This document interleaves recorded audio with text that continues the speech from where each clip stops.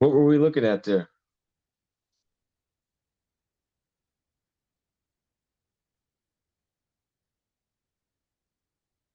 Check. I can hear you. Yes, Yeah. we can hear you.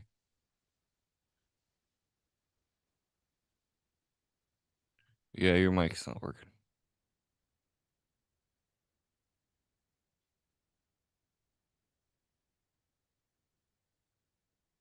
It's not working on a live stream.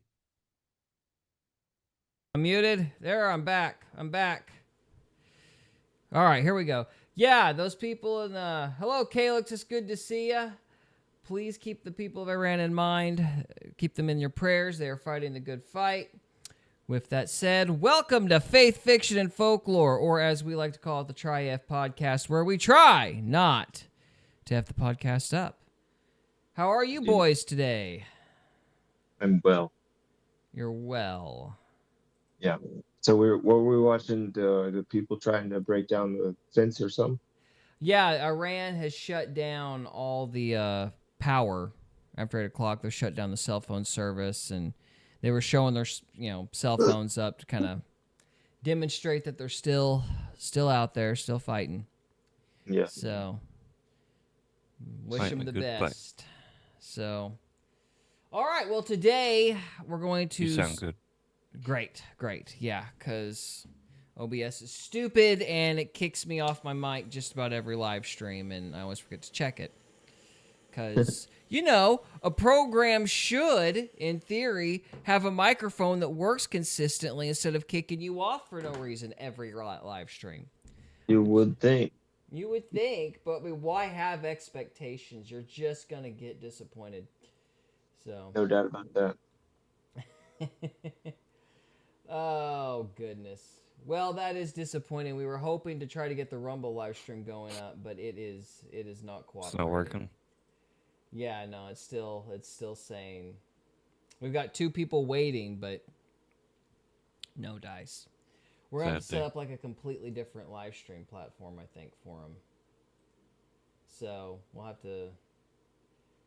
I will deal with that here in a minute. So Try again. yeah. So, but anyway, for now, we're going to start off with the Bible reading for this evening. We're a little early, but we're just going to run into that. And, yeah, Trevor, how about you kick us off? And then after that, we're going to talk about Dracula, Bram Stoker's Dracula, why it sucks. I hate that movie so much. And I was so angry about it, I read the book and watched the movie just out of spite, just in one go. Is that Mr. Greg? It is indeed. Hello, good sir. How are you? The mustache is crushing. Do what? I said that mustache is crushing. Well, it was. I got rid of it today. That's awesome. That's awesome. Hang on here. I've got a beard. Going back to the beard. Uh-oh. Did you? Like, so chewing, when you're eating, you get mustache in your mouth sometimes. But really what drew the line for me was I got my mustache hair stuck between my teeth. It sucks, doesn't it? That's like one of the worst things in the world. You don't like chewing on your mustache? Do what? You don't like chewing on your mustache? I don't know how you're supposed to eat and not. But yes, it was pretty nice. But I kind of decided to go back to the beard. Yeah. Well, that's all right. Well, it's good to have you, man. That's fantastic, because we're trying to figure out Rumble tonight, so I'm in the middle of working on that. So I'll probably delegate to you guys as you read the scriptures while I fix this technical thing. So yes, Mr. Greg, just to fill you in, we're doing Genesis 8, possibly Genesis 9 if we're fast. Nice. And yeah, and we'll just kind of, the way this goes is we read, and if we have a thought, we talk about it. It's kind of a Bible study thing. Yeah. And then after that, we're going to talk about Dracula, Francis Ford Coppola's Dracula, why it sucks. Which one? The 90s. That's the one where Keanu Reeves and Anthony Hopkins are running around. I never watched it. I think you told me how bad it was, so I never bothered watching it. So much nudity and terrible. It was not that bad. It was awful. I'm going to fight you. I'm going to fight you to death on it. And then lastly, we're gonna react to the alien races thing that we were doing last week. So Gotcha. we're gonna learn about space Nazis. So be great. So all right, I'm gonna switch us over to the Bible.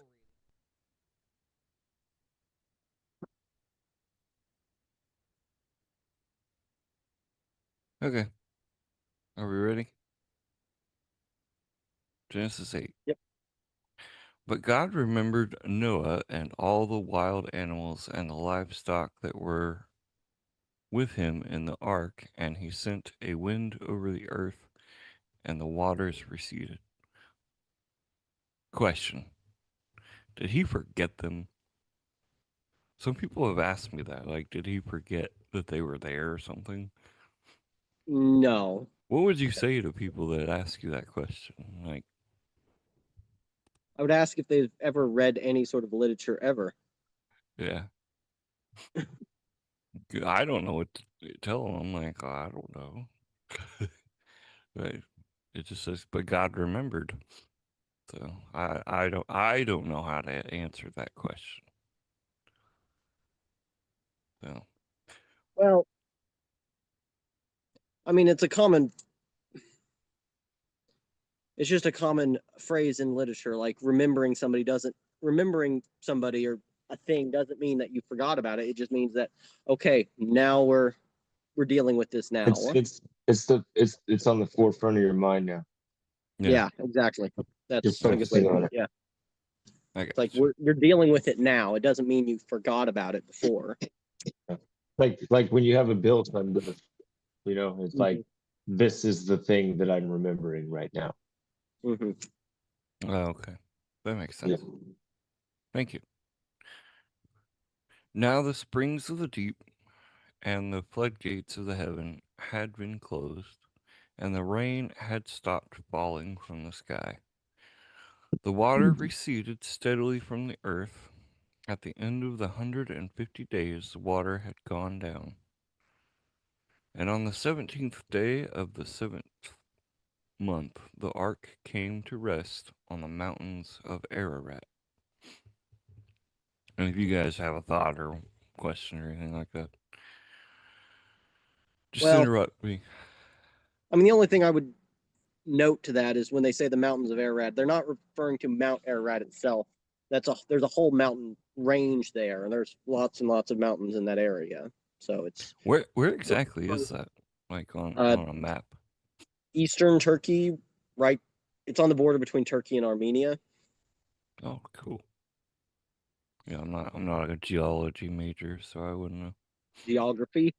Geography. That one. Geology, geometry. Whatever. There's a lot of really interesting stuff there. I got to go to Armenia back in 19 for a travel thing. So they took me around to some of the historical sites that was pretty awesome. But one of the things that I thought was really cool is in the Bible, it talks about Noah planting a vineyard after he gets off the ark. And there's these vineyards ancient vineyards they found at the base of Mount Ararat. Well, in those mountains that are like one of the oldest strains of cultivated grapes in the world, or the oldest that they found. And they still make wine from those grapes. Still there. Crazy. Yeah. Did you get to taste it? Yeah. I bought some, brought it back. So you've had Nice. Noah's wine. I've had wine grown from grapes in that same area. So it's probably similar to what he would have grown. Probably. I don't exactly know what Noah's like brewing practices were or how he made wine, but Well, wine is wine, isn't it? Don't tell a wine connoisseur that. Yeah, all the wine connoisseurs are like, blasphemy. Kind of snobby about it. Hey, back in 3, what does yours say specifically? I'm reading from the King James version on what Gary's got pulled up here. You asked about verse 3? Yeah. Verse 3. The water receded steadily from the earth. At the end of the 150 days, the water had gone down. You want to keep going? What about 2? Verse 2? Yeah. Verse 2. Now the springs of the deep and the floodgates of the heaven had been closed, and the rain had stopped falling from the sky. I've got a really old Bible, so I was just seeing the differences. When it says, the fountains also of the deep and the windows of heaven were stopped, and the rain from the heavens was restrained, and the waters returned from off the earth continually. What version is that? Um, it's like falling apart. It's a King James. Um,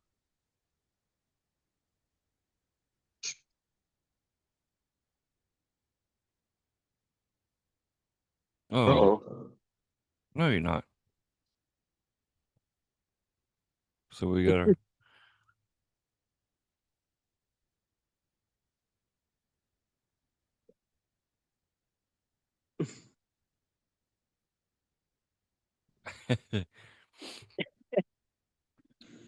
Yeah, that would be a smart marketing thing on their part. Sell their wine as Noah's wine. come get the grapes of Noah, along with the yeah. grapes of I don't wrath. know how old this Bible is, but it's like the pages are brutal. Nice. Very old.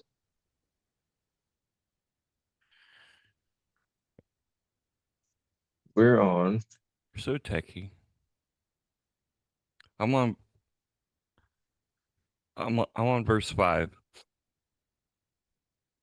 The waters continued to recede until the 10th month, and on the first day of the 10th month, the tops of the mountains became visible. Verse 6. After 40 days, Noah opened a window he had made in the ark and set out a raven, and it kept flying back and forth until the water had dried up from the earth.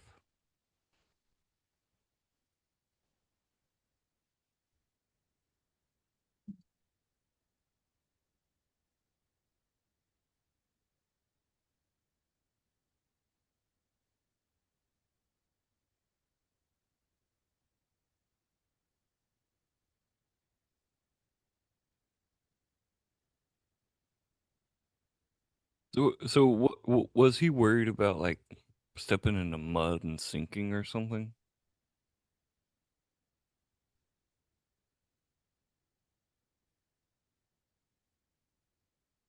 Gotcha. Yeah, he was seeing if the bird would come back with some food or something. Yeah. Right? He'll grab a leaf.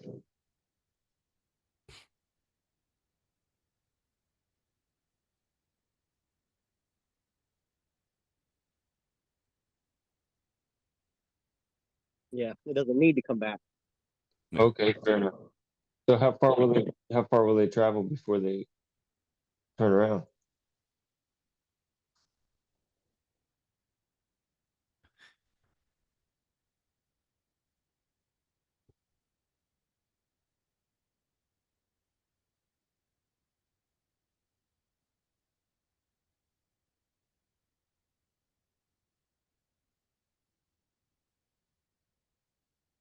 Yeah. Yeah, it makes sense. Verse 8. Then he sent out a dove to see if the water had receded from the surface of the ground. But the dove could find nowhere to perch because there was water over all the surface of the earth. So it returned to Noah in the ark. He reached out his hand and took the dove and brought it back to himself in the ark. So that answered my question. There's still water everywhere. Verse 10. He waited 7 more days and again set out the dove from the ark. Why would he switch to a dove from the raven? Are doves more intelligent or something? Oh, okay. There's no way that doesn't mean something, Gary. I mean, they would have been limited on the number of birds they had. Maybe we didn't want to tire the raven out. No, Yeah, the raven. Yeah, the raven's like that. I've The done this raven once. was like, no, I'm too smart for that. You're not gonna Could be trick me something again. as simple as the raven was like, "I'm not going again." No. I don't know. Yeah. I'd be interested. I'd be interested to see like what the flight paths or like radiuses of doves versus ravens, like how far they'll go. You know. Okay. You want to wait on her? Or you keep going.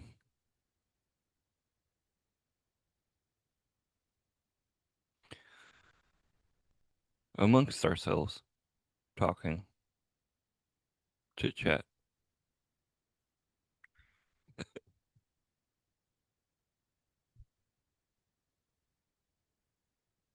You are now dinner. I don't know. That makes sense. I like that one. I would have. You gonna poop on me? I want to eat you.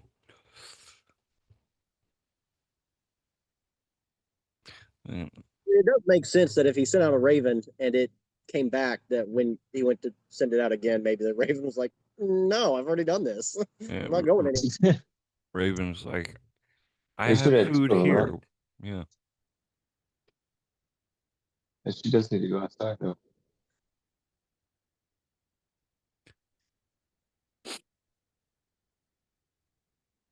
What's that? The Raven by what's that author's name? Oh Your man. Allan Poe. Yeah. Does that have anything? Do you think that has anything to do with this? No. No. Okay. I haven't read it all the way through, so I don't know Well, much the about it. behavior of ravens is like it's much different than the behavior of doves. Yeah, they're definitely smarter. In this Bible study of Genesis, Oh, that's not till later, isn't it? What? Reacting to that. That's it. It's about. We can hover here. Let's hover. Hover and you know it.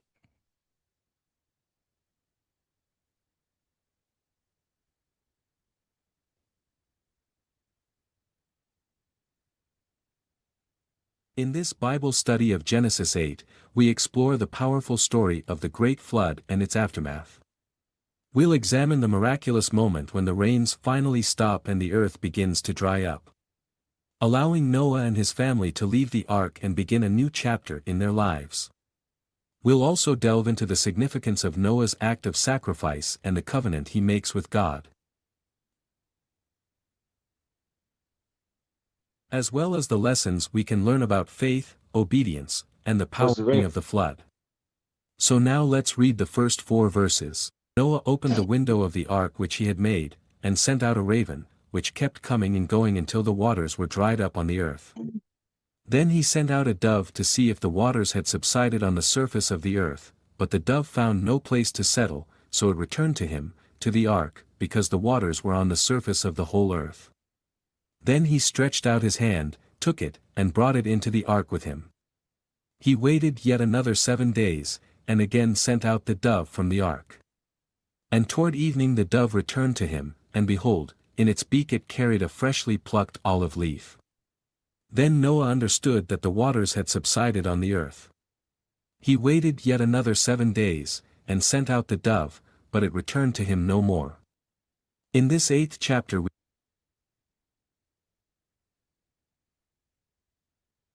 Hey, Wait, it didn't really help me understand it. I don't yeah, I know. wouldn't get anything out of it. Mhm.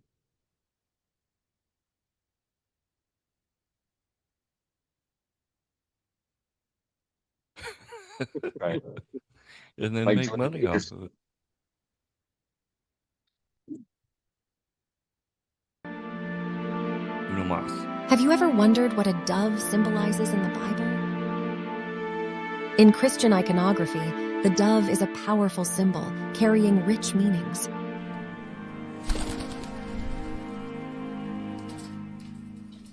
Firstly, it's seen as a symbol of the Holy Spirit. At the baptism of Jesus, the Holy Spirit descends like a dove, marking the start of Jesus' ministry. In the story of Noah's Ark, the dove returns with an olive branch, signifying the end of God's judgment and the beginning of a new covenant of peace with mankind.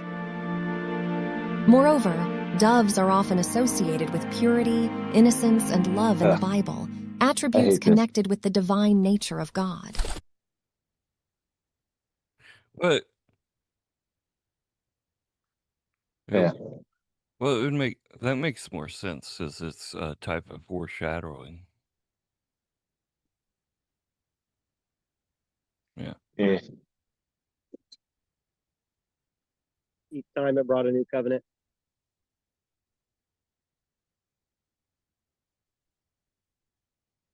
Yeah. I don't know, man. Ravens are heavier. Maybe ravens don't go as far. They're heavier.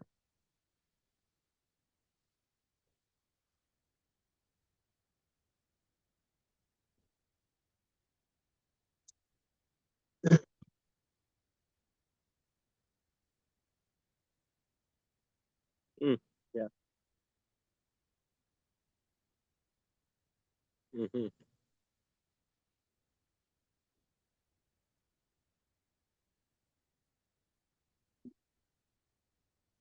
Mm-hmm. Yeah. I have no idea.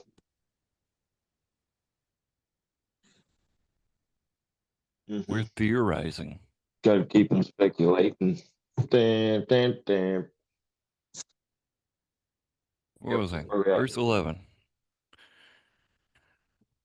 When the dove returned to him in the evening, there in its beak was a freshly plucked olive leaf.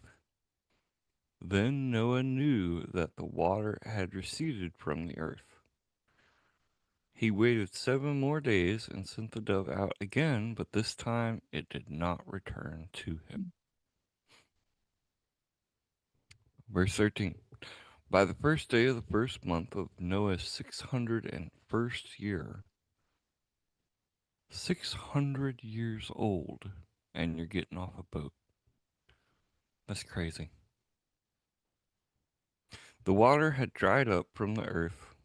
Noah then removed the covering from the ark and saw that the surface of the ground was dry. By the 27th day of the second month, the earth was completely dry. Then God said to Noah, "Come out of the ark, and you and your wife and your sons and their wives. Bring out every kind of living creature that is with you, the birds, the animals, and all the creatures that move along the ground, so they can multiply on the earth and be fruitful and increase in number on it." Verse 18. So Noah came out, together with his sons and his wife and his sons' wives, all the animals, all the creatures that moved along the ground, and all the birds. Everything that moves on land came out of the ark, one kind after another. Verse 20. Then Noah built an altar to the Lord, and, taking some of all the clean animals and clean birds, he sacrificed burnt offerings on it. The Lord smelled the pleasing aroma and said in his heart, "Never again will I curse the ground because of humans, even though every inclination of the human heart is evil from childhood. And never again will I destroy all living creatures as I have done." Verse 22. As long as the earth endures, seed time and harvest, cold and heat, summer and winter, day and night will never cease.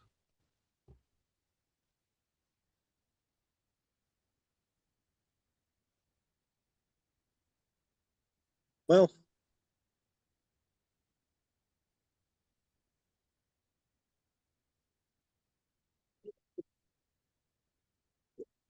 I know later on when when the Israelites are doing sacrifices, they burn incense, and the incense is described as a pleasing aroma to God.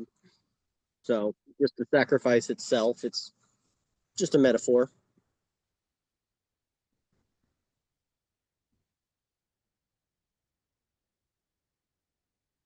Well, and when they did offerings at that point, they did it to cleanse their sins. So it was, he could smell the purity cleansing their sins away.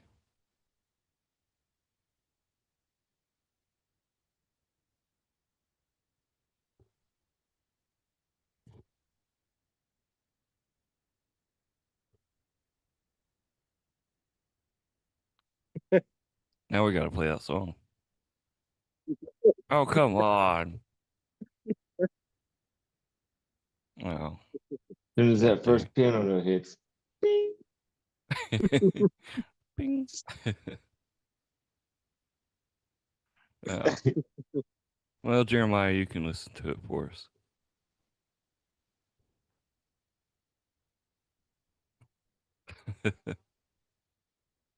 You can do 9? You don't like my reading? No, it's fine. I'll take a break. Thank you.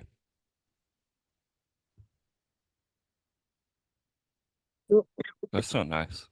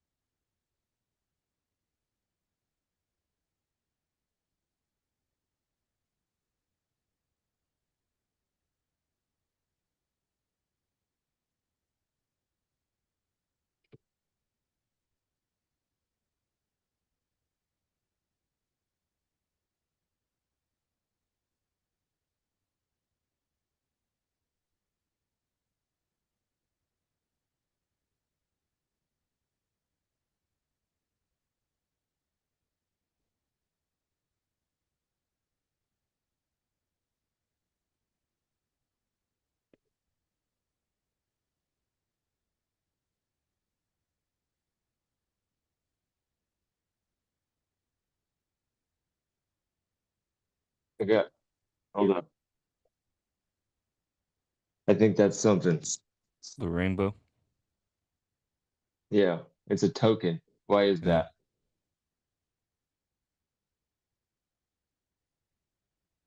No, I think the water changed. I think the water changed. Okay, you ever heard of So it source went water? from pure water to salt water. Yeah. So like source water, it's like gelatinous almost, right? And so I think that's what flooded the earth. That's why it fossilized everything, because it was basically just massive amounts of pressure. And it didn't actually like mix in anything because it was gelatinous. So it just crushed whatever it was under it and made it fossilize, which so are the mountains giants? I don't know. That sounds crazy to me, but whatever. The mountains are giant know, trees. It comes from the deep. It's like original water. It's like it comes from the great deep, right? And so I've never heard it described as gelatinous, though. have you heard What of what does the gelatinous mean? water? Have you heard of the water under the water? Have you heard of that? Where it like Yeah. separates and there's like a thicker water at the bottom of the ocean? Mm-hmm. Really? Okay. Well, it's like way down there. There's like lakes at the bottom of the ocean, and they're like it's heavier water, So it's and I like think it's I a think it's whole source different water. realm almost. I think so. Yeah, but it cut. Like all our water's like recycled. Mhm. This is water that hasn't been contaminated yet. It like The hasn't theory of made it through the cycle. this Okay. source water is why the patriarchs lived so long, and then after the flood, there's less Right. source water, and lives shortened. I don't know. It's a theory. Yeah. Neither And have I. it gets deeper because like have you heard like in your veins there's what you call easy gel. It's what helps your blood pump. It's also like a gelatinous substance. Um I want because some your easy heart gel. the idea that your heart can pump blood all the way to your fingertips is insane. Like it should explode your veins like right here, you know. Like so but there's this substance called easy gel, and the more hydrated you are, the more your body makes, and it helps the blood actually slide through your veins. That is very Okay, but fascinating. anyways, back to the thing. Uh, Old stories. I yeah, I don't even remember, dude. So, but let me get back to my point, right? So, no, Yeah, this so is interesting. so if the source water is what flooded the earth, right? So it's like if it was that gelatinous, it would be too thick to evaporate, right?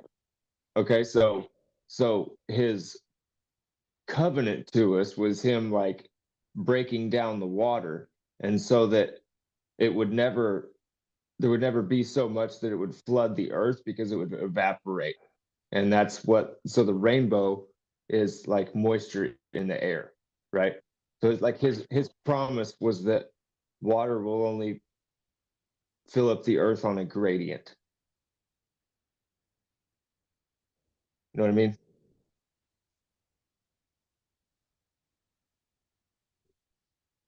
Yeah.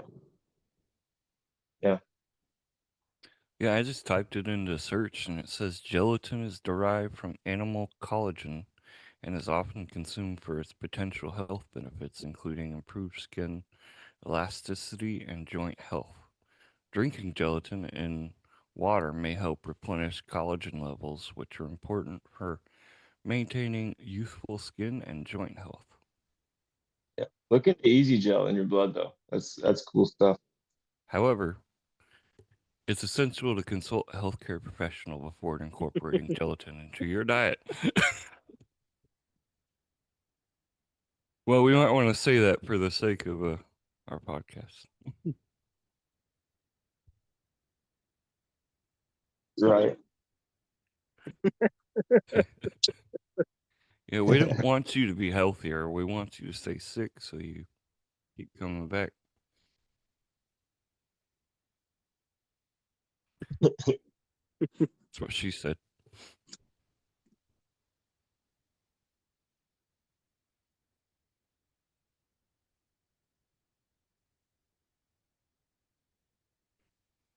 Or cologne Well, water. Theory. think Or not about it, dude. cologne, Our water's been chlorine. recycled forever. It's the oldest thing here.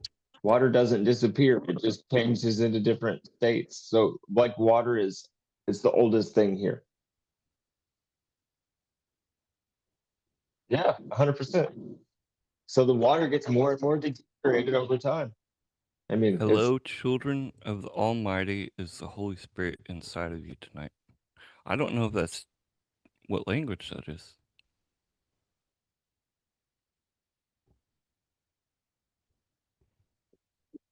yeah, sure hope so. We're the light of the world because that's the way God made us. Welcome in.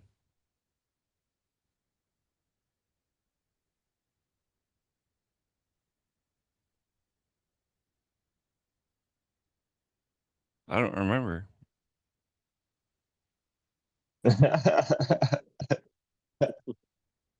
Uh,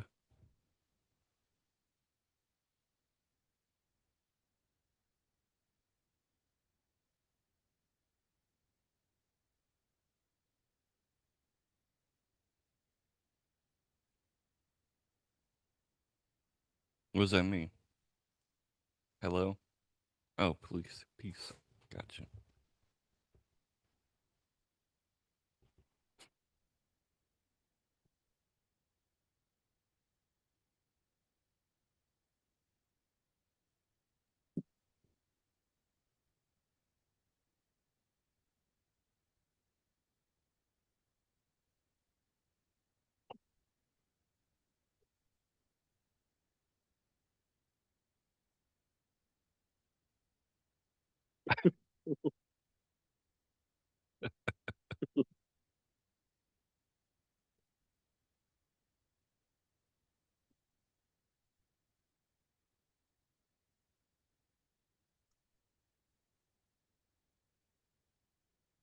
Mhm.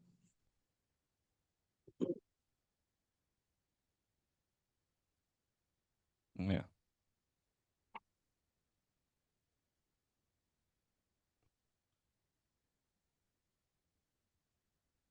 It's like the first promise.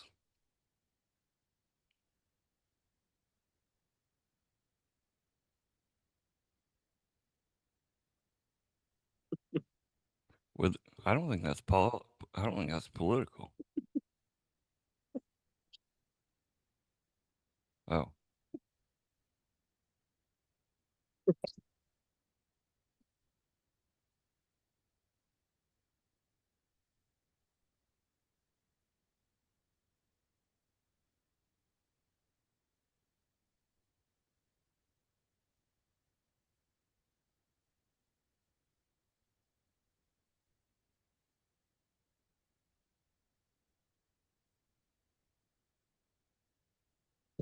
Look at Dad's dick.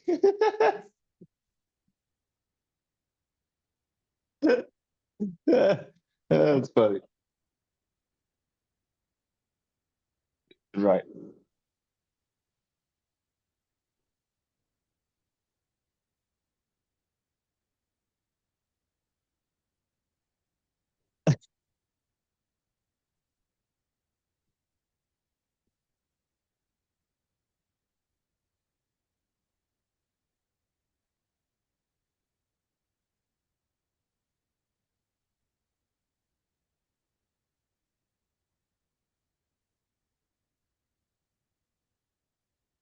So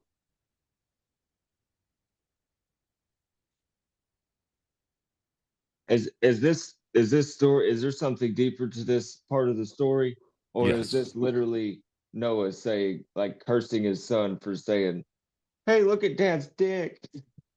There's another. I mean, I've heard. I mean, that's generally the accepted version of that. There is another interpretation I've heard. I don't really know that I'm on board with it, but the other time that the Bible refers to uncovering your father's nakedness is in Leviticus when it's talking about like sleeping with your father's wife. Like, Oh, so he banged his mom? yeah, He banged his mom then? could have been a second wife, or we don't know. But in the Leviticus, it's referring to like they had multiple wives a lot of the times, or the first wife died or something. But yeah, that seems to be the what it's Noah referring only to. had one wife though, right? Do what? Noah only had one wife though, right? At the time, his first their mother might have died. He might have remarried. Huh. Um, interesting.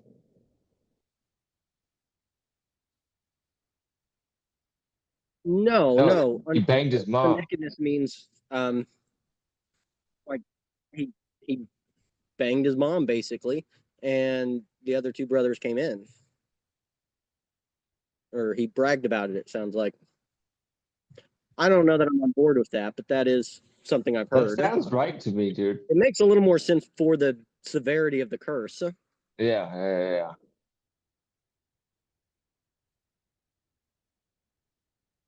I don't know if I believe that, but that is another way to interpret that I've heard. Interesting.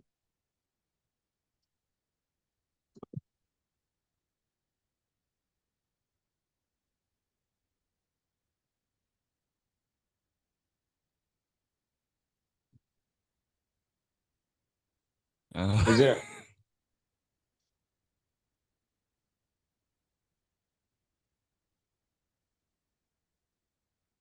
He's talking about the fallen angels.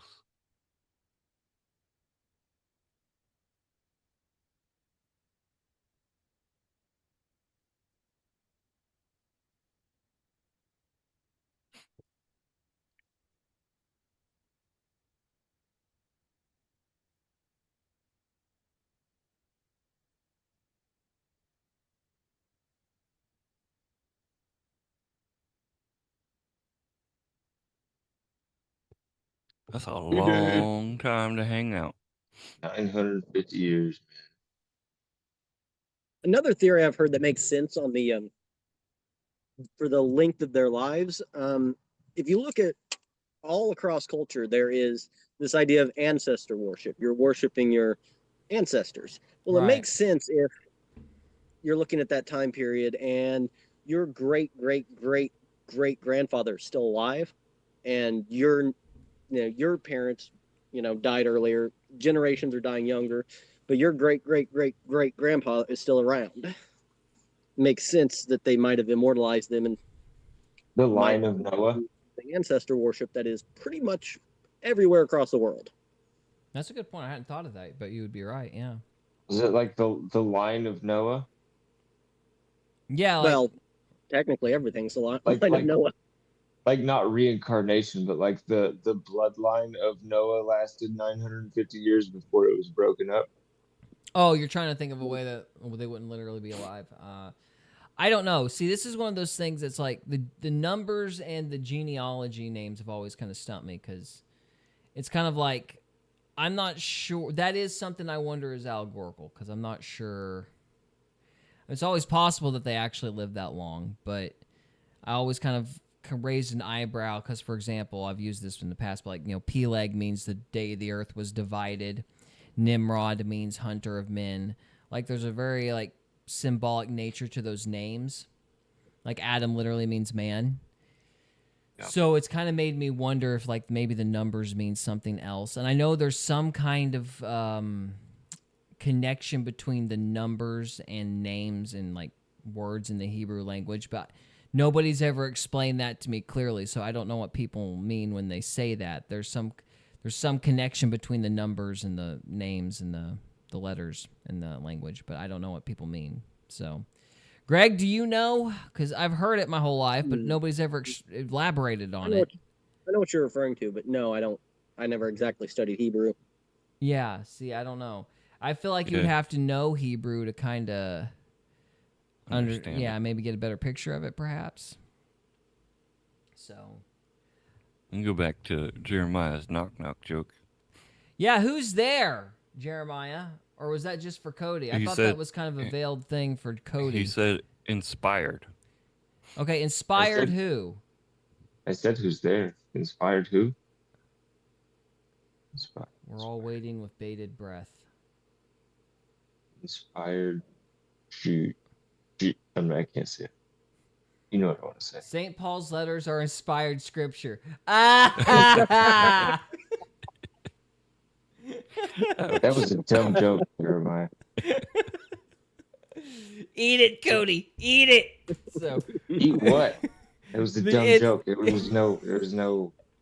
That was a nothing burger.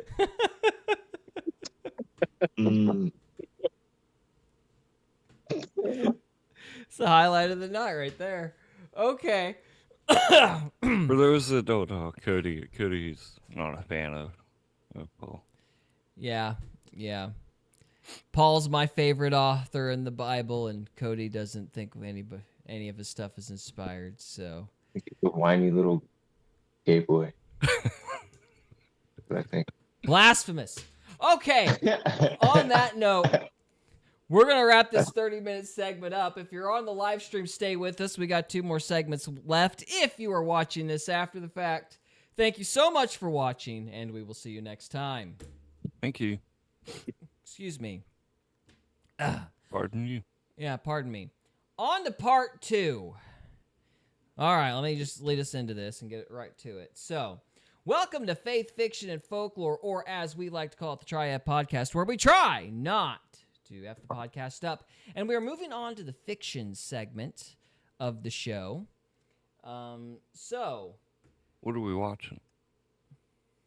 we are watching Dracula, or we've already watched Dracula. Oh, yeah. Yeah. That's the one you had me watch. Yeah, I made you suffer through it. I didn't suffer through it. It was a great movie. Oh, please tell me why this is art, Trevor. So, yes. Because Hang on a Keanu minute. Reeves. Keanu Reeves, that's saved all you care the about, huh? movie. Yeah. He I saw saved he the was movie. and I was like, oh, yay. Him and his powdered hair saved the Yeah. movie. Yeah. Multi-million-dollar budget. They just, dunked his head in a bunch of flour. That's how they did his hair dye. It's fantastic. Yeah. Quality. Playing Jonathan Harker, I think he did a great job. Okay, well, you're wrong, and I'm going to tell you why. Oh, We've got a well, bunch of tell me names why. here from our friend here. We got Jacob, Oh, no. Jeremiah, Elijah, Ashton, Bunting, Collins, DuPont, Freeman, Kennedy, Lee, Merovingian, Onassis, Rockefeller, Russell, Van Doon. Peace be upon you all. Thank Oh, you is very that the much. list we've been waiting on? Yeah, I guess so. All right, so let me explain this horrible, horrible movie. So I should start off by saying Dracula is one of my favorite books of all time since I wrote The Familiar, which will be available February 3rd. Just so you all know. That's called a plug. Hint, hint. That's called a plug. Sorry. It was a seamless plug. Anyway, so I like vampires. And so I really like the book Dracula. And in 1992, there was a movie that came out called Bram Stoker's Dracula, which is an infuriating title because Bram Stoker has nothing to do with that version of Dracula. So, all Why right, not? let me give a brief synopsis of the plot, I guess. Dracula's about a vampire. Shocker. He basically kills a bunch of people and then they kill him. That's a Shocker. that's the elevator pitch. So, Trevor, start off. Let me get the actual poster up really quick. So, Trevor, start off by explaining to me what on this side of creation possesses you to think that that movie is anything but a load of crap. Sarcasm. Oh, you're just being sarcastic? I was worried about your taste. Yeah, Man. I no, was I- offended when you said that. I agree with you. It was not a very good movie. Was it not? Like, Keanu Reeves was really the only one that actually seemed to want to be there. Everybody was just phoning it in. Yeah, I mean Anthony Hopkins did a great job and Winona Ryder, but the rest of them were like, "I'm just here to make some money." I'm just here for the check. And when I first started playing it, I'm like, "Oh, it's just gonna be a cheap movie." And I Yeah. was like, I'll sit through it. And I noticed the characters, actors, Gary Oldman as Dracula and Anthony Hopkins doing the voiceover and being Van Helsing. I'm like, okay, this should be a great movie. And yeah, you're right. It was terrible. That's one of the bizarre things about it is, yeah, it should have been a very good movie. Like, it really, given the cast, it should have been way better than it was. But it was absolutely terrible. And it's like a really perverted high schooler made it, basically. So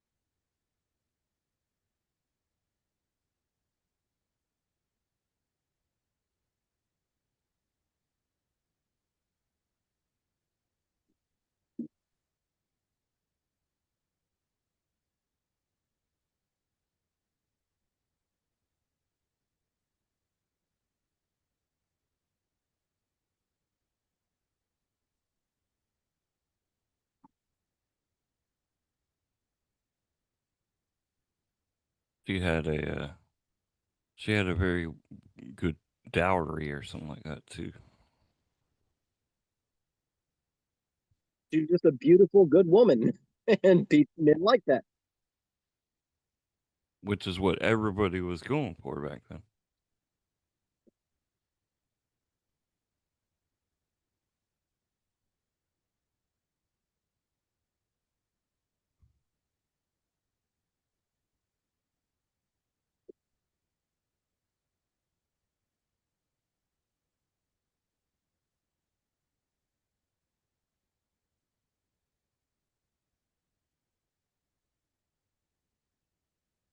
Yeah.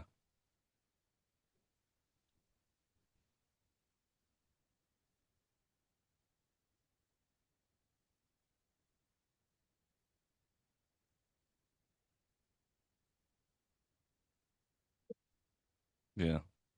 And they made her out to more be like a prostitute almost.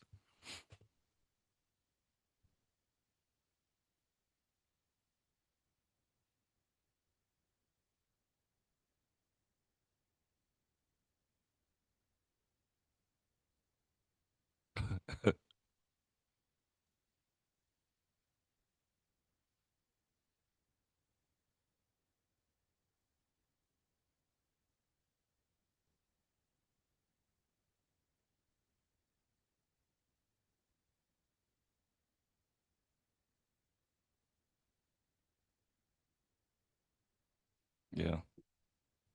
Yeah. Kind of hard to do a Dracula movie if you hate Christianity.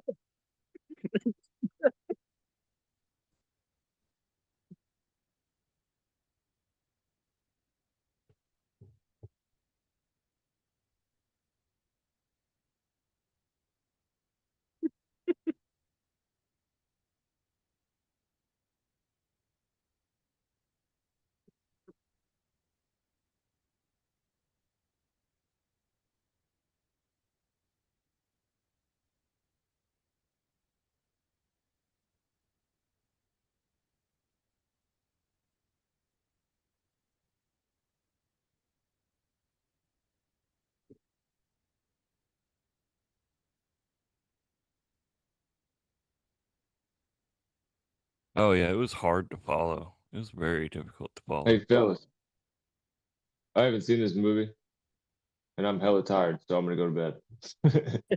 All right, All right. thank you for being here. Yes, sir. It was good to see y'all.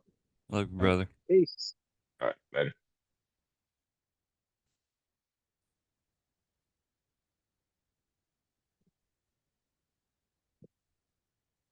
No, no, you have.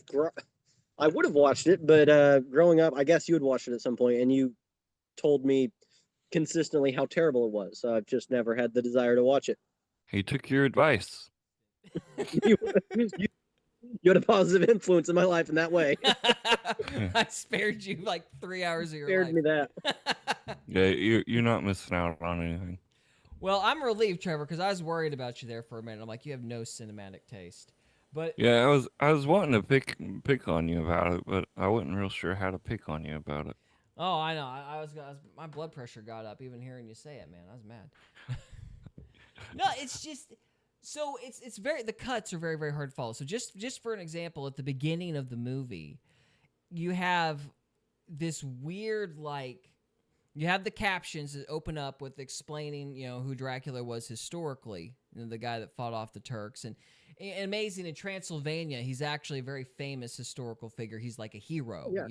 Yeah. he's Yeah. not like a villain at all in that country.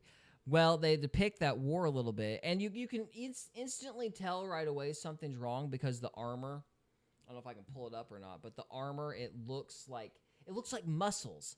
Like they made it this weird sinuous muscle crap. Let me see if I can pull a picture up. Oh, I thought that was just like his skin. It was just like when he transformed, it was.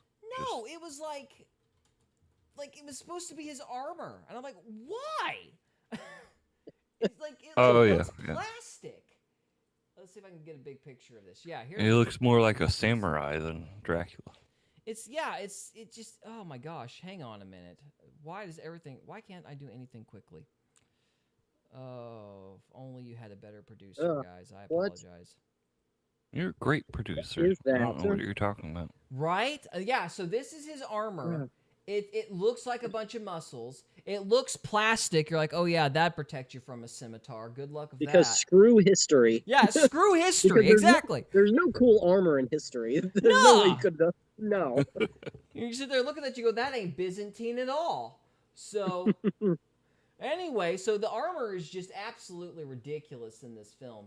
So it's like basically little paper two-dimensional figures in the Wilhelm scream. And it's just absurd.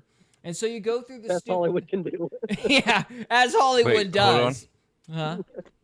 Hold on. Okay. Okay, it was just me. My internet cut out for just a second. Oh, okay. All right, I got you. I thought the live stream shut off, but it was just my internet. Yeah, so basically they ran out of budget and decided to go stylistic with it. And so you go through this really cheap battle.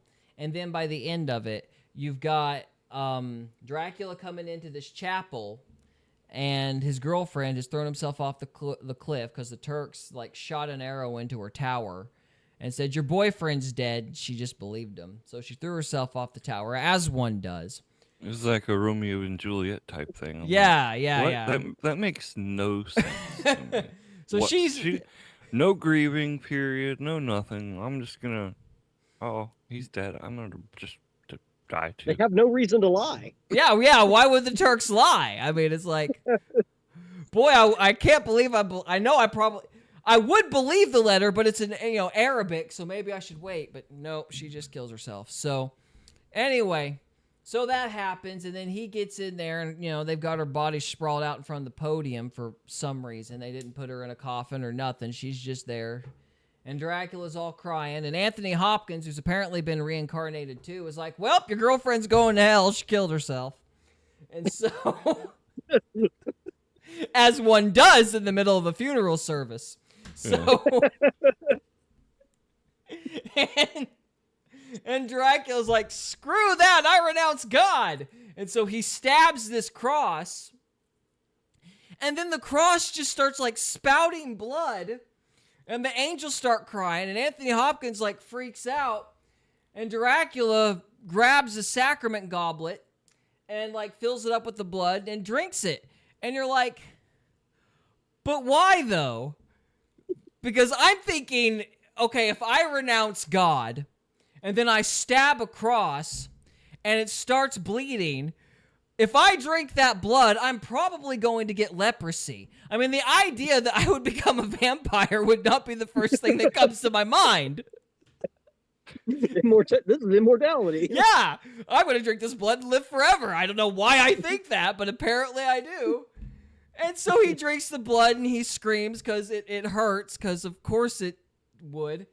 And, that's your first 30 seconds of the movie, and you're like, what is happening? So Yeah. I was totally lost. I was like, I don't understand any of this. it's not you not understanding. It's called being incoherent. That ain't your fault. That's just stupidity. But I'm sorry. It's art. It's art, guys. So... Yeah, So I that thought at happened. first it was like a type of like ritual. Somehow I don't remember that in the book. Yeah, not a bit of I that's missed in the that. book. Not a Must bit. have missed that in the book. Well, see, they were going for a ritual, but these are a bunch of vile materialists, so they really don't know what a ritual looks like unless it's that Bohemian Grove owl. So, if it ain't foul care, they're not familiar with it. So, Valcor. whatever it's called. Anyway, so that's their first thing, and then the Jonathan Harker sequence happens, and that's okay. Like, it's okay. Keanu Reeves does good, but Gary Oldman is all over the freaking place. Yeah, And from what I took, Gary Oldman, just me personally, I don't think he wanted to do that part. I wouldn't either. He's probably in a bad mood because they had him like, in a chair doing makeup for 6 hours, and he looks ridiculous. He Yeah. was probably super excited to get to play Dracula, and then he read the script. Yeah, Yeah. it was like, yeah. That's what it seemed like. Well, of course I'm going to play Dracula. You're ready to go, oh, I already signed the contract. Crap. So, Where? What? It makes me wonder where did they get the funding for all that? CIA, because they couldn't just put out a decent version of this film because good Christian virtues, that they'd sooner set themselves on fire than admit those crosses work on those vampires. So it's a bad movie because it was made by commies. Yeah, well, that's generally the problem. 99.9% of the time, if it's a bad movie, there's a communist somewhere because they can't do good films. So, Dear Leader always ends up saving them. But anyway, so you have that sequence and it's okay, but Gary Oldman is very all over the place.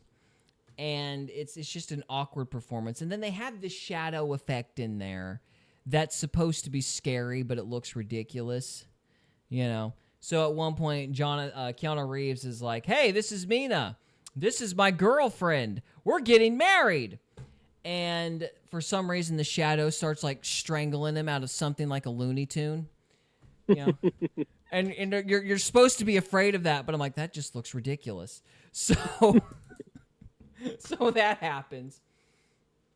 And so the movie goes on. Jonathan Harker escapes and all that. And it follows the book kind of on that score. But then you get to the Lucy and Mina stuff. And the Lucy and Mina stuff, that's the part that actually makes me mad, is the way those two characters are depicted. Because they're really good, virtuous characters in the book.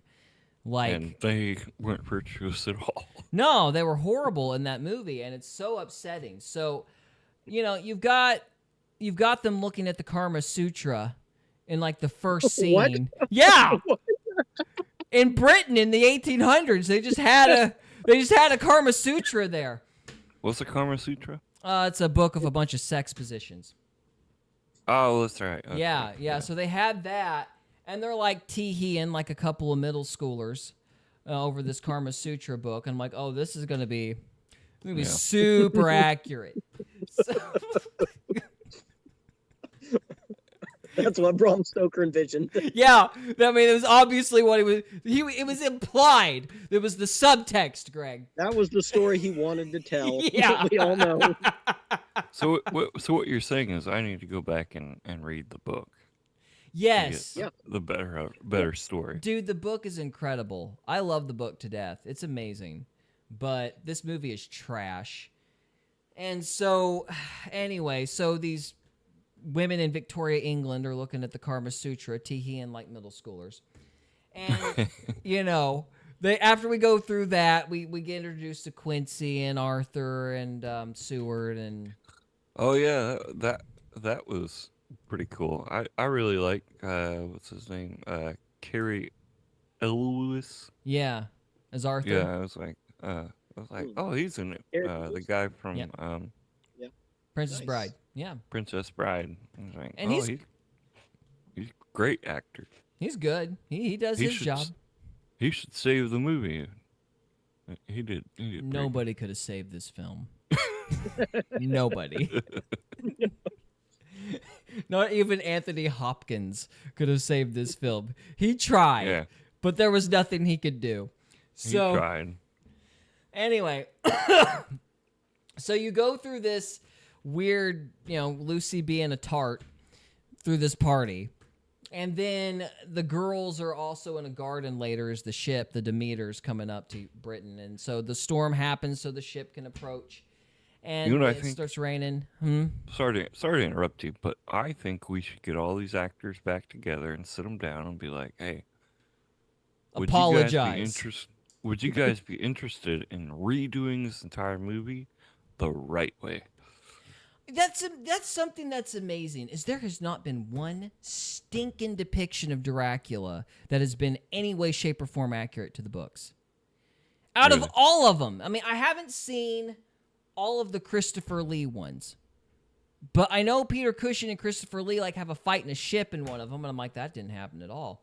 So, I don't think there's actually been a Dracula movie done right, ever. In 100 years, it's been remade 1,000 times. No, I don't think one of, because it's the pro-Christian message. These people would sooner die than do anything pro-Christian. And so they dance around it like 7 ways to Sunday. And it's kind of pathetic because it makes them look like scared, you know. So we need to talk to Angel Studios and see if they'll redo it. Oh, they won't do it because, you know, there's blood. So, I mean, people die on purpose. So, they did. I'm being mean. I'm being mean. I don't know anything about They angels. decapitate a corpse. Yeah. Yeah, they decapitated the corpse. And, you know, there's going to be somebody who's like, this is witchcraft. I'm like, yeah, that's the bad guys. But anyway. Of course, there's also wafers and crucifixes. I mean, you know, there's theological disagreements. But anyhow. Yeah. So anyway, moving on. So you have the weird garden scene with Lucy and Mina. And they kiss. I don't know why. Yeah, I thought that was weird. It was like, we're laughing, we're teehing, we're innocent, we're virtuous, we're lesbians. And it never comes up again. Nobody talks about it. No awkward morning after the fact going, why did we do that? Nothing. Just kiss. Well, they wanted Katy Perry to be part of it. I guess. I don't know. I mean, it's like, I guess we're being risque. We're Hollywood. We're scandalous, I guess. I kissed the girl and I liked it. I suppose. I was just confused. I was like, but why though? And we never got an explanation on that. I'm sure it's very important to the plot. Oh yeah, it was very essential. It was vital to understand the subtext and the themes of the character. They have to kiss. It's the only way. Anyway, so This is the way.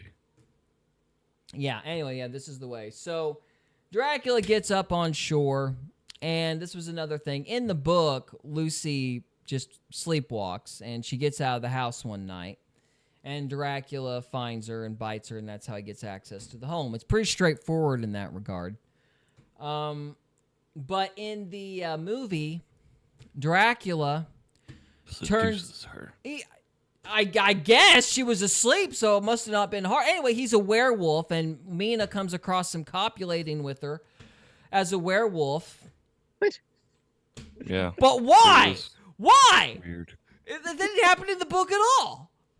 So, again, but I think I think the fact that the characters are like so like virtuous and good in the book, it's like it made these people mad. And it's like this whole movie is just like a humiliation ritual against those original characters. And I think there's also this idea that it's like, oh, well, you know, they have these journal entries, but here's the real story. And they didn't want to tell you about the time Lucy Westerner was raped by a werewolf.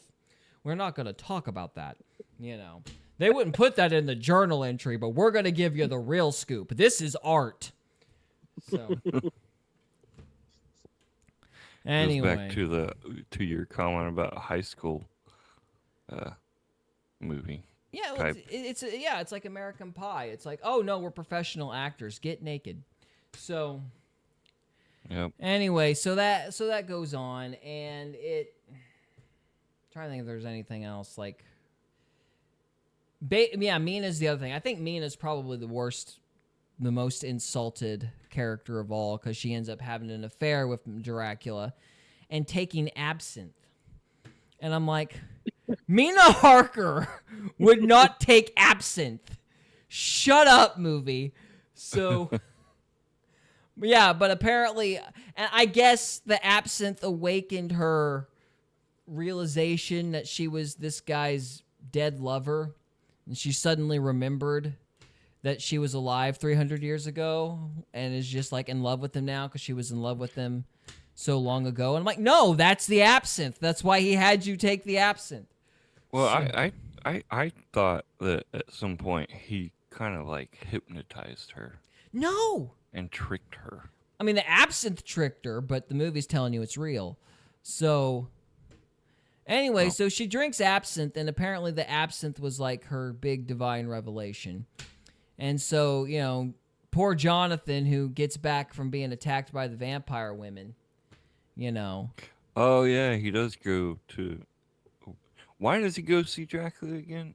Because Is he some sort of journalist? Well, in the book and in the movie, he's basically a real estate guy, solicitor. Oh, So that's right. Yeah. he's buying Dracula's houses, and Dracula's doing all these transactions from afar. So somebody had to go down there and sign paperwork, and it was like Yeah, they had to do like Yeah. notary type stuff. So Yeah, that's right. And But- then yeah.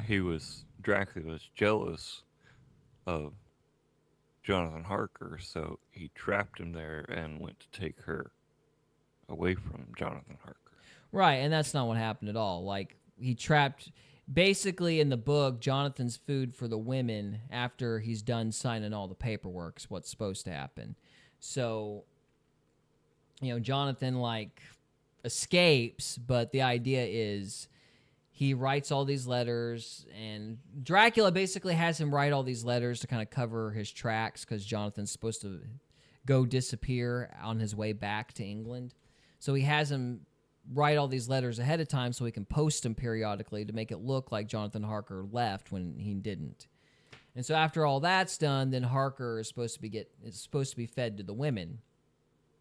And this is Well, another... they do a scene like that, don't they? Yeah, but it's so terrible because it's like, oh, vampire women. Well, I mean, obviously they have to get naked, but the actual book scene is like way scarier because what it is he goes into this abandoned part of the castle and he sleeps on the couch or whatever, and he's basically has to pretend to be asleep while all this crazy crap happens behind him.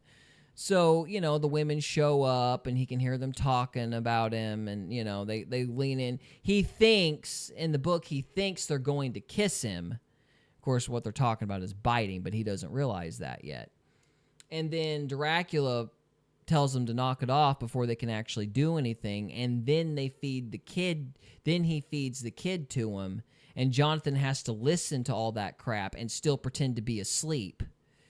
It's like so that's in the book. Yeah, that's in the book. That's freaking terrifying. At least it was to me. And in the movie, it's like sex, vampire women, sex, and that's it. Yeah, and then like they feed the kid, and then Keanu Reeves screams when they do the feed the kid thing, and then it's fade to black. It was just lame. It was like, did you really think that scene was going to be better than what was in the book? Because the book was like terrifying. Because it's all about that tension. You know what I mean? Yeah. Just like that, waiting for something to happen, and it's just subtle. It's just done right.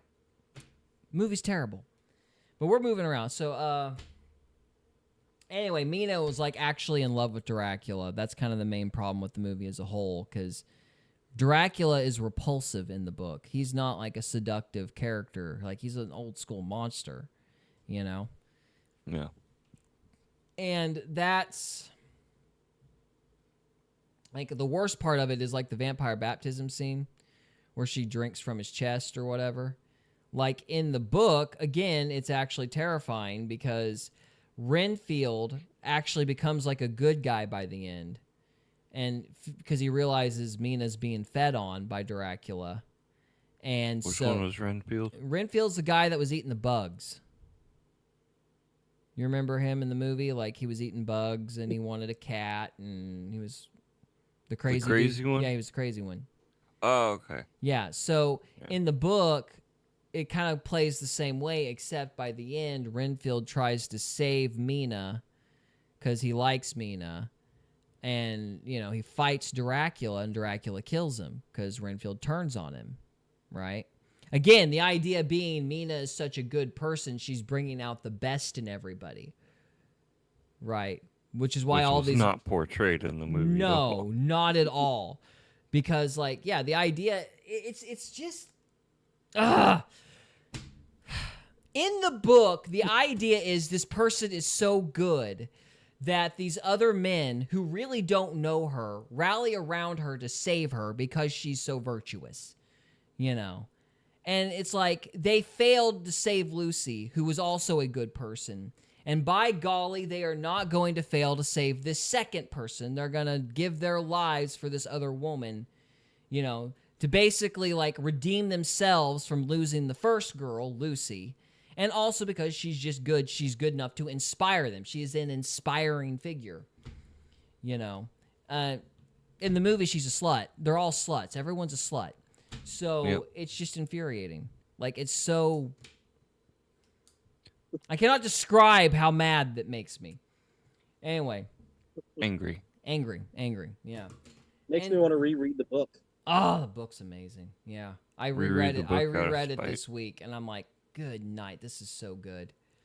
But anyway, what else? So yeah, she's in the movie. She does it out of love, and in the book, it's obviously more scary because Renfield, before he dies, basically rats Dracula out and says he's visiting Mina. So the guys all double back and burst into the room to find, like, Dracula had, like, grabbed Mina's, like, hands and, was, like, forcing her to drink from him, and it's, like, this horrible thing. And that's the other thing that we taught in storytelling, you have to have juxtaposition. Because the idea is you're listening to these people that are so virtuous and are good, and then from another character's point of view, you hear them screaming and shrieking, and it's very heartbreaking because you're very invested in these characters because you hear their voice. You know what I mean? And so, but it doesn't work if they're horrible people. Then it's Sunny in Philadelphia syndrome, where you're like, well, I don't really care because you're a bad person. And why would I care if Dracula does bad things to you? You kind of deserve it. You have no investment in the characters if the characters are garbage people. It only works if you want to root for them. Yeah. Anyway, so what's next? What's the other thing? One of the best things in the book that I think makes it kind of worth reading by itself is Mina. They don't know if she's going to turn into a vampire or not because she didn't die, but she drank the blood, so she's poisoned. And so they don't know if the blood's going to kill her. They don't know what's going to happen. And so before they go to chase after Dracula, they basically all swear to kill her if she turns, and then they preemptively read the death rite to her. And it's actually a very sad scene, but it's really good, And you have those little heartfelt moments that the book is like, screw that, sex! It just makes you angry. Yeah, the movie's like, screw that, sex, but the book actually has like these meaningful moments where you get super invested in the characters. And in the end, the book ends with Quincy dying, but being very happy because Mina's scar with the wafer is gone. And that's, like, he's like, this is worth dying for, and then he dies. So it's, in that book, Quincy's like the MVP, man. He's like the coolest character. And I think it's kind of cool that Bram Stoker made the Texan the coolest character. I'll just say that. But anyway. So... all right, well, guys, my phone is about to die, so I gotta take off. All right, All man. right. Well, adios. Thanks for coming. All right, Thank you for being here. see you Love guys later. brother. See you, man. Peace. Bye. And let's see. I'm trying to think of how to end this thing. Well, I was gonna ask you if you were like Rotten Tomatoes or something like that. Would you give it any stars at all? Is there something for negative stars? Yeah, you could do negative stars if you want. Yeah. No, it's just... It makes me mad because you know what could be and they don't even get in the ballpark. Yeah. And so I guess I should wrap it up. By the end of it, yeah, in the end, Dracula dies like a villain, but, he's still like... The other thing is the monsters actually experience peace after they die. So it's like the idea is that the killing is a mercy because they're in torment, which is also an important component of the vampire. Because it's, I guess the theme would be, monsters, evil, being transformed into something you're not. And that's where the horror element comes from, Yeah. So... Without that, you don't really have the book, but they just, I'm not, from a religious sentiment standpoint, I'm not one of those guys that thinks it's like always bad to have sex scenes and stuff in movies or whatever, but the stuff in that 92 thing serves absolutely no purpose whatsoever, and it's really just there to character assassinate Mina and Lucy. That's what kind of makes me mad. They did it just to insult those characters. It's actually an incredibly vindictive movie. Well, it's just they wanted to make it Hollywood. Yeah, That's it. yeah. So terrible film. Wouldn't recommend it, but I would recommend the book. I cannot recommend the book enough. I love the book to death. I would highly I'll have to recommend read it. it. Yeah, yeah. You should Or definitely listen to read it the on book. audiobook if Yeah. they have one. Yeah, they got it. They got it on Audible. I listened to it this week, so Sweet. wonderful book. Okay, that's my rant on Dracula. What? Do you have any thoughts on it besides just? No, I wouldn't recommend. I wouldn't even recommend watching. Like, it was a waste of time. I agree, sir. I think it was a horrible waste of time. It's kind of one of those you'd be better off watching ice melt type of movies. Or the grass grow. Or The Grass Grow. That's a good one. That's a good one. Or someone's cat live stream. Someone's cat live. Those are actually out there. Those are a thing, huh? People live stream their cats lounging around the house. Yes. And here It's we a thing. are with 178 subscribers, and somebody's made $1 million live streaming their cat. What are we doing? Well, I with don't know live if they streaming? make any money. They go to work and live stream their cat For the hanging love out. of the game. Yeah. All right. Okay, well, we're done with this segment. Yeah, if you don't have anything else to say. I don't. I don't either. Don't watch Dracula 1992. It's not Bram Stoker's Dracula. It's Francis Ford Coppola's Dracula, and it is pervy. Do not waste your time. So, with all that being said, if you're on the live stream, stay with us. If you're watching this after... Yeah, we got one more segment left, so if you're on the live stream, stay with us. If you are watching this after the fact, thank you so much for watching, and we will see you next time. Thank you. On the part 3. Part 3. Par for the course. All right. Hang on. What's this one about again? Oh, yeah. Hold on a minute. I'm going to check some numbers and stuff. So, yes, we are going to talk about the aliens thing. If you feel like you're Freaking ads. I swear to crap. Oh, and Cody left, so we can I know. probably I just was skip kind of the Nazi part. curious. Yeah. I was kind of curious about his thoughts about the space Nazis. I was wanting to hear what he had to say about that, but apparently, oh well. We probably should have done that part as part 2. Probably should have led with that. Yeah. That's all right. Yeah, it's all right. Okay, well, we'll move on a little bit ahead then since he's gone. And I guess we don't have to start with the, what was it called? The atriums or the A something or another's. I've slept since then. I don't recall. Yeah, well, we'll start with the B's. So we did the A's last time, so let's just move on to the B's. How's that? Okay. Okay, we'll just start with Alien Races Part 2. So, before we get into that, welcome to Faith, Fiction, and Folklore, or as we like to call it, the Triath Podcast, where we try not to mess the podcast up. And today we are going to be reacting to the Alien Races book, the Book of Alien Races, which was leaked by the KGB, allegedly. So, Really? I guess. I mean, that's what they say. But anyway... Did you say that last week? I don't remember you did. saying that last I did, yeah. It was Oh. supposedly leaked by the KGB. I don't believe it. But who knows? What do I know? So how did the KGB get it?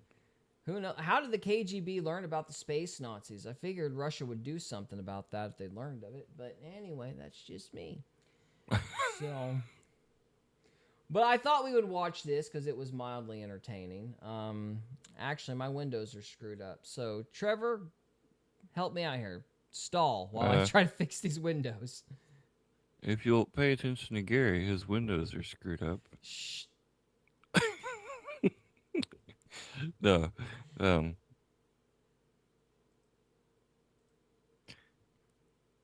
Thoughts. Aliens. Thoughts. They're out there. aliens. Oh, The I've been truth is listening out there. to. I was telling you off of the live about when we were on the phone about Taylor Welch, Uh-huh. and he was talking to another guy named Gary. Oh, what's his last name?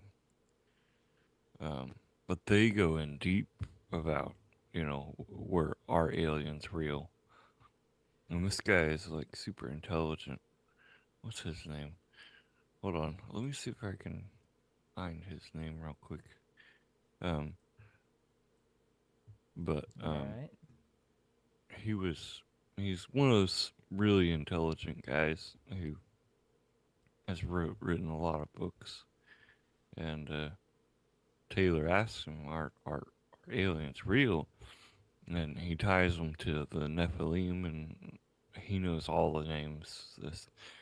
The Ananites and the Canaanites and all those The knights. Anunki and the Suzuki and The Anunnaki, and he's the read all Dookie the Lukey and the ancient scripts. And, yeah. Um, All right, I got it figured out, I think. Apologies, folks. I'm stupid. So yeah, so he knows about all these different little theories about aliens and stuff, huh? yeah. Let's see. Ooh. Hold on, it's loading. What's Gary that? Wayne. Gary That's his name. Wayne. We've, Yeah. we've we've reacted to him before, I think. I think so. I Yep. don't remember exactly. Yep. All right. Well, But he wrote a book called Genesis 6 Conspiracy, and he writes a lot of stuff like that. I see. Well, let's get into this conspiracy theory stuff ourselves. So we are moving on from part A, or the A's. We're going to the B's, and we'll see how much of the alphabet we get through here. So here we go. Afin. They come from constellation Lyra. They call themselves Afim Spiency, small in stature and with blue spotty skin. Their planet is called Crimea AI Petri. Their technical developed level is such that they can get here from their planet in only 20 Earth minutes. They do not need oxygen. That's fast. A large percentage of their atmosphere is hydrogen. Colonize 10 planets in a non-violent way. When they are close to humans, they cannot be seen unless they want to. But humans will feel a certain amount of unexplained anxiety. Their spaceships are small and sphere-like. They visit us to study human deviation. This activity is important to them in determining the further development of the human race. So Alcabata. every time I get super Aggress- high anxiety, one of those blue spotted aliens is around me. It's a demon, Trevor. Oh. It's all demons. It sounds to me like they're describing a watcher demon. They just sit back and watch you, and then they report back. Yeah, monitoring spirit. Yeah. I don't know anything about those, but I think a lot of these are just like the same, like 3 manifestations under different labels or whatever, but Yeah. or hallucinations. I don't know. So anyway, we'll see here. Let's see. So we got the blue aliens that make you nervous, blue aliens that make you blue. All right, here we go. Race that comes from the constellation Perseus. They have over 5,000 ships and have colonized 10 planets on their own. Considered one of the parasite races. Abduction of humans is frequent and ongoing. Purpose unknown. They do not like to interact with other alien races. Last seen on Earth, September 1st, 2001 in Canada. Suspected to have been involved in several airplane crashes. Most known case, Korean Airlines Flight 007, over Russia, USSR, 1983. The Russians took the blame for it. Alamiliuk Strat 163. They come from Jupiter. After a reputed lost battle in ancient India against reptoids, exact race and date was not specified. They were forced. Can you imagine being the Russian guy that has to figure all this out? Oh yeah, we're from Jupiter. We had a fight in India with a bunch of reptilians. Yeah. Huh? What's the Russian word for what? What? Oh my goodness. I don't know, man. I have heard this stuff. This whole, like, there's multiple races and stuff. This is the most complete documentary I've seen of the lore. But, man, I got to tell you, I kind of feel like it's silly. It does seem a little silly. Yeah. And out there. Back when YouTube was fun. But anyway, so we got these guys from Jupiter To leave our fought the planet, which they have reptilians. been visiting for about 200 years. They have resumed their visit since 1948. As far as the book says, this race is technologically extremely advanced. Their ships, for the most part, are invisible, if and they they're also all wear a going back and forth to their planets and whatnot, wouldn't all of them be technology more like technically yeah. advanced than us? You're right. That's something I noticed in this documentary. It's like every time of course they're going to be more advanced than us. They're flying here. We can't fly flying. there. They can come here. Of course the technology is going to be better. Obviously. Yeah, a trip that's 20 minutes for them is like 100 years for us. Yeah, it would take a while. So it's like, well, yeah, of course technology is better. I don't know why you guys are even bringing that up. Anyway, I want to know about this reptoid war. that makes them invisible as well. Trust me, guys, I have a ship, but it's invisible. You can't see it. You got to believe to see it. Hey Nana. This Hey, race Nana. are what we humans call Martian. And Nana. So these are the guys from Mars, apparently. Oh, okay. Yeah. They come from the constellation Gemini. For thousands of years, they have had bases on Mars, where they mine a sort of gold-like mineral. The first recorded visit on Earth was in 1235 BC, in Japan. According to the book, they were last seen on Earth in Madagascar in 2003. It does look like something the Japanese would have, like, on one of those drapes on their walls. Yeah. There you go. No comment. All right, let's see. I went through so many of these. There's like 80 of them. I'm trying to think of anything that's actually like interesting. So,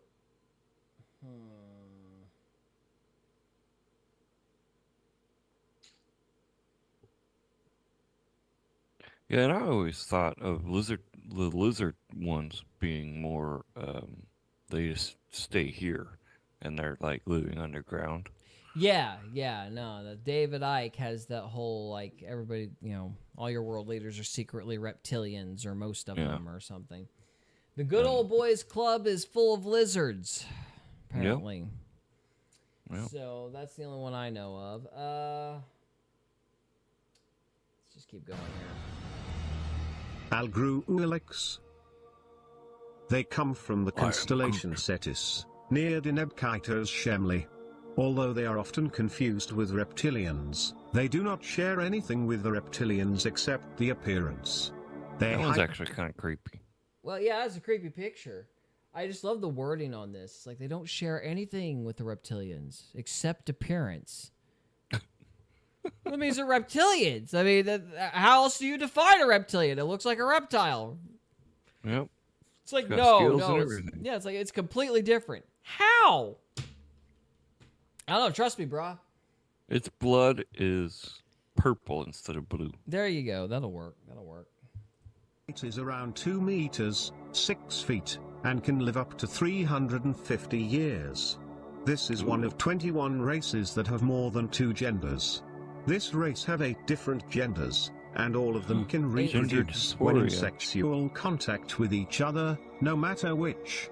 Their purpose to visit I can't even figure out how that would work.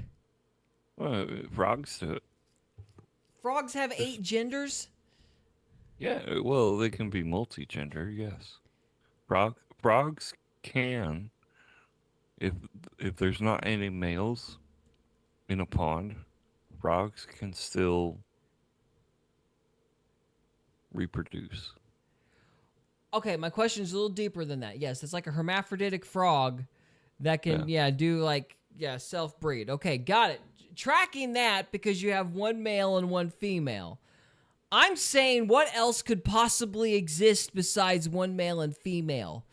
It's like, yes, if these two genders get together, you get something of the same species. If these two genders get together, you get a square.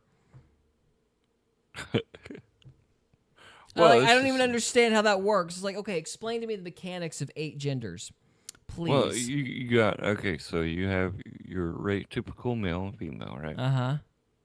And then you have a male that has both penis and vagina. Uh-huh. Right? So there's a third one. And Well, then you have... that's just somebody who's got 2, but they're in the same body. Yeah, but they are now considering... Okay, so that technically counts as number 3, okay. That's what they're doing. Is Okay. if it has an extra, let's say it's a male with male genitalia, okay, but they have a like ovaries.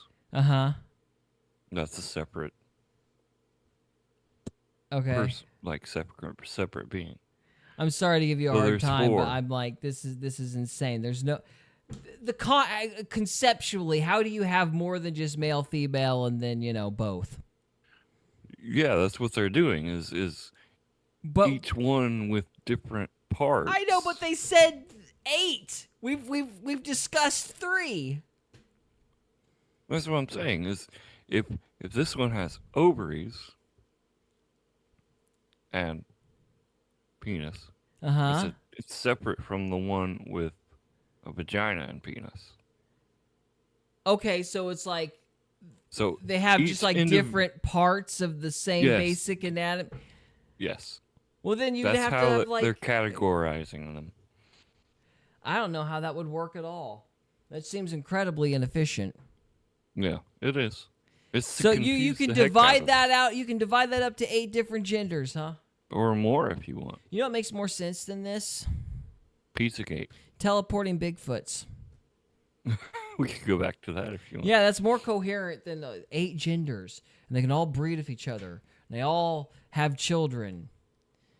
It's like They intermingle. they're not all children of the same species, because I don't know how you divide this, but anyway, it's just... Could you imagine intermingling with yourself on that one? I don't know what you mean, intermingling with myself. Like, you can get yourself pregnant and... Well, I don't know how else you would need do another partner. I don't... It seems like you'd be making your life harder for no good reason, but okay. You could have your Unless own you're like- kids on your own time with yourself. You wouldn't have to worry about another person or being. I mean, I guess, but I don't think that would be ideal. Why not? Because you need help raising the kids. No. Yeah, okay. It doesn't take a whole community to raise a child. You need a mommy and a daddy. I don't know what you're doing. I don't know what you're doing to me, Trevor. I'm just like, why are we saying these things? Okay, all right, let's move on here. So we got 8 gender freakazoid. I don't even know how you deal with that conceptually, but all right, whatever. Moving on. Earth is unknown. Last spotted in Lima, Peru, in December 2004. Okay. This race comes from the constellation Sextans. They crashed one of their ships near the town of Varginha in Brazil. Well, this is awkwardly cut. This is episode 2, guys. Oh, hey, we're on episode 2. I thought we were already on episode 2, but I guess this is like a series. Wow. Time to have an episode. So the Pope and Castro met again last week in Maitreya. Don't know what that has to do with aliens, but obviously they were talking to the Greys. I'm confused. According to Theosophica doctrine, one of the Maitreya's objectives is to oversee the evolution of humankind. We got a picture of a Grey with spaceship. Is said to hold the so-called office of the World Teacher. Akart. All right, now we're back. This race comes from the constellation Sextans. KGB officer know that. That's what I want to know. How are they getting this information? It's like, oh yeah, the Gina race has the fastest ships of all of them. I don't know. I don't know why I'm still watching this. This was really Maybe they told them, "Hey, we have the fastest ships," and they just simply believed it. yeah. It's like, well, let's pull one over. Yeah, maybe they're just believing what these things say. I guess. Or maybe the aliens had some sort of race up in the outer space that you and I wouldn't know about. Right. They invited Truman up there to go check it out. Yeah. Yeah. I don't know why we're still watching this, Trevor. I mean, this was really, it wasn't even that interesting the first time I watched it, but I thought, this is folklore. You know. We're trying to get to 23 minutes. I'm about to give up. Oh. I mean, we can talk about it, I guess. I don't know. We need some feedback in the chat because I'm kind of burned out on this thing. Unless All there's right, something in particular you're wanting to see on it. Are you curious about which No, ship is the slowest ship in the galaxy? No, this one's kind of lost me. Yeah, you I could got jump lost to the middle. Somewhere in to the middle. middle, I saw one of the pictures. All right, hang on here. It's whited it out. See if we for can me. find it. Loading, loading, loading. This video is loading. Look I'm back. regretting life choices. We shouldn't have done this one for the last segment of the show. Still loading, loading, loading. Nothing's freaking working. There's a girl New in Year's a sale. bikini, and I gotta listen to an You ad. can create any character you want in seconds. We're adding. This used to It's an ad, require here's an ad, huge here's an ad. Hollywood budget. All right. They crashed one of their humans leave the All right, location. we got a troll man. Is that the picture you're wanting? No. No, go farther back. Gray blob. Bad CGI. Yeah, that's terrible CGI. Now this is This one of the one. more compelling alien footages I've seen. Yeah, this is what I wanted to look at.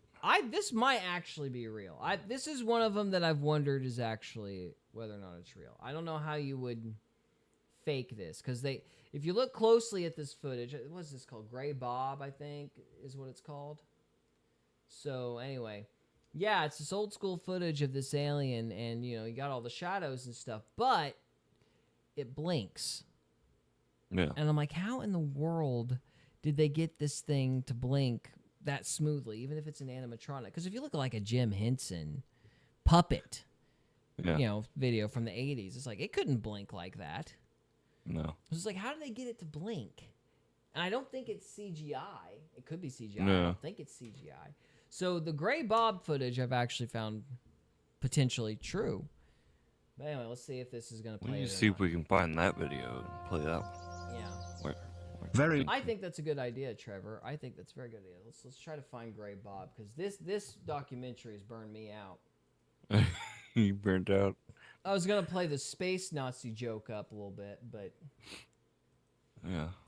I guess The not. two that weren't here left us, so we can't really. Yeah, well, we do the already joke. covered it. So Gray Bobo, that's not what I meant. Gray Bob alien footage. Here we go. Yeah, there it is. Yeah.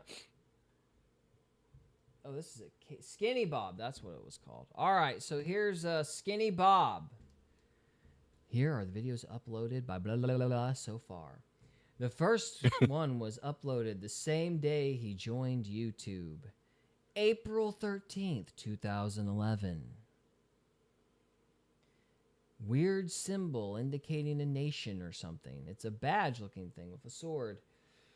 All right, we've got a UFO hanging from a string. This is obviously a model. Do you have it On a muted or table. something, or is there no sound? I don't think there's any sound on this. Oh, So, yes, we've got... it's just showing old footage. Yeah, okay. This first bit's obviously fake as crap. You think all that's fake? Yeah. Like, well, for one thing, like, if you look at it, you can kind of tell, like, it's models. You know what I mean? Yeah. Like, it's like toys. And there's, like, kind of a plasticky, stiff feel to all of it. But they've got a, old school camera zoomed up on it in black and white. So the graininess is kind of hiding the lack of detail. So Yeah. anyway, I'd like to get someone on here we could interview or something that knows in detail all about these things. well, But I haven't really been following anybody here in the last couple of years, except for Casper site. mm-hmm. Well, what I found really interesting is when we went to the UFO museum in Roswell, me and Jess, I found the way that they did the fakes more fascinating than the real stuff. Like, the way that people would fake stuff is just amazing to me. So, you'd have, if I remember correctly, there was one example where basically somebody just hung up a hat. They had the hat in the photo, and, just like right out of frame is a telephone wire, and they tied a fishing line to this hat, and it looked like it was dangling in midair, but it wasn't. It was just a bit of fishing line tied to a straw hat.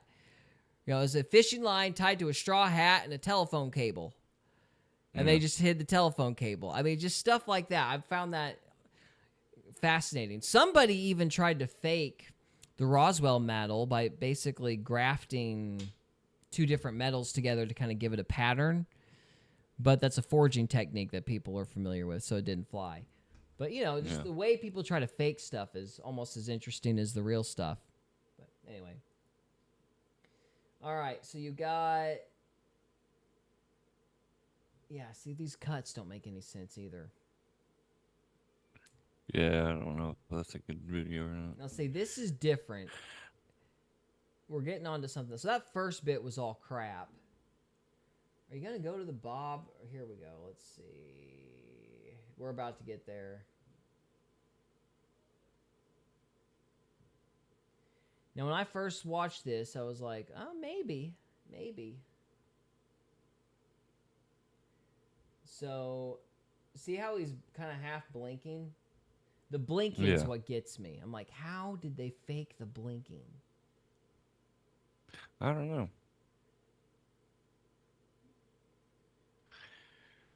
I always thought of it could possibly be like an animatronic type deal. Like they actually built it to look extremely real, and it's all animatronic. Well, I mean, Jim Henson couldn't even do that. Oh, really? Yeah. That footage has always stumped me. I'm not super impressed with the first bit. Now, here's the next bit. All right, you got a bunch of captions. Yes. All right, so this is supposedly... Now, see, this looks fake. Like, watch, look at this. Look at this. So, okay, yeah, turn your head for a minute, buddy. Like, you can instantly tell, for example... Oh, they just give you a glimpse. Like, you notice how the proportions are a little bit different in this footage? Maybe I'm speaking crazy, but I feel like, look, the neck is way too light and the head is proportionately smaller. You know what I'm saying? You see that? How the proportions are different on this one compared to... Where's that Bob? This one. See how it's like way smaller and the head's way more bulbous? The dimensions are different. The blinking is different. And then this over here, if I can get to it again. Yeah. See how the neck's way bigger? Yeah. Anyway, it may all mean nothing, but this is the kind of weird, nerdy stuff I look at when I'm like trying to evaluate whether or not I believe any of this. Believe it. Yeah, I kind of wish I had more time. I would, pull up a whole bunch of TikToks for you to react to and watch, and we could talk about all those. Well, I may be completely full of crap. Regardless of whether all these are true or false, though, the one thing that gets me, even just from a technical standpoint, even if it's fake, I would love to know how they did it. I'm like, how did you get the blinking to be so smooth? I mean, if it's real, then obviously it's smooth because it's an organic thing. But if it's fake, I'm like, how did you do that? How did you get that to work? So, all right, if we killed 20 minutes, I feel like that alien species video was a bust. I was really counting on Coda's reaction Yeah. to the space Nazis thing. I thought he'd get a kick out of that, but oh well. Oh well. Got anything else? I think we've killed a pretty good amount of time. All right. Sounds good, man. Okay, well, I guess we're done for the evening. You have any final thoughts? Aliens are real. But Are they're they? They're more like demons than aliens. Not aliens, demons. It's all Nephilim. demons. CIA, demons. All demons. CIA. All the time. KB, Okay. KJB. KGB. Okay. KJB. Sorry. My brain don't work. We don't care enough to get it right. All right, guys. Thank you so much for watching. We really appreciate your time. We'll see you next week. Thanks again. Thank you.